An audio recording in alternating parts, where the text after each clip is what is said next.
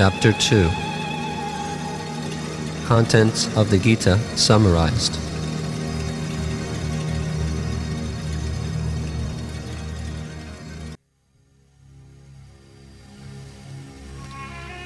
Arjuna, how have these impurities come upon you?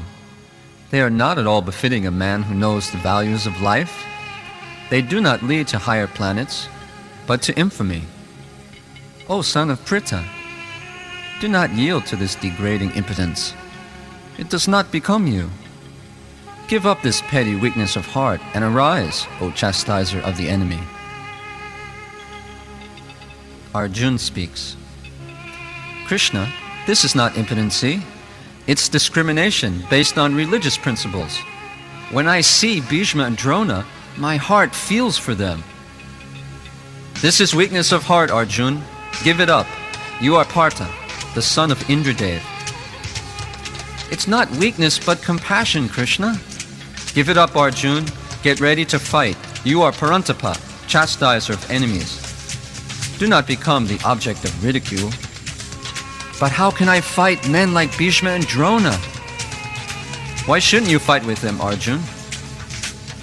Because they are worshipable, Krishna. I should offer them flowers, not arrows. I would rather beg than live after having taken the lives of my superiors.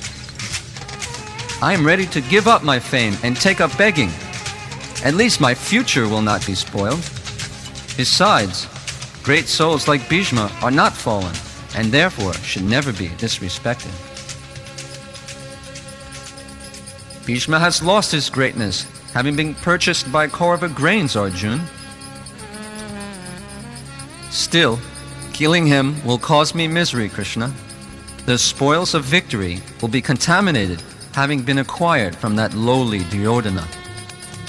O Krishna, I do not even know which is better, conquering them or being conquered by them. If I kill the sons of Dhritarashtra, I shall not care to live, yet they are now standing before us on the battlefield. Fight or beg, Arjuna, the choice is yours. Which is better, Krishna? Who will win? You will win, Arjuna. You are pious and a great fighter. But I do not desire to live or win. What to speak of enjoying a kingdom? Oh, Krishna, I am confused about my duty. I've lost all composure because of my miserly weakness. Please tell me what is best for me. Now I am your disciple and the soul surrendered unto you. Please instruct me.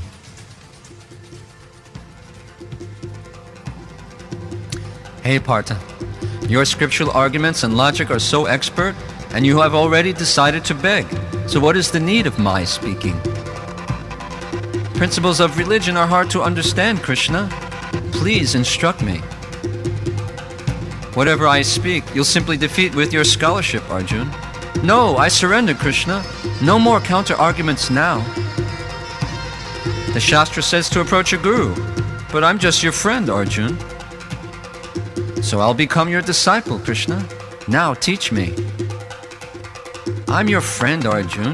I cannot be your guru. Go to Vyasadeva. But no one else can help me, not even Brihaspati. No one else can remove this distress. Just fight, Arjuna. That will remove all problems and distress. There is no need for me to be your guru. The distress will go when you win the war. No! Winning the war or obtaining a kingdom on earth or even in heaven will not help Krishna. Even if I die and go to heaven, I won't be satisfied. What I want is transcendental knowledge. Winning a kingdom or going to heaven are both temporary. Sanjaya speaks.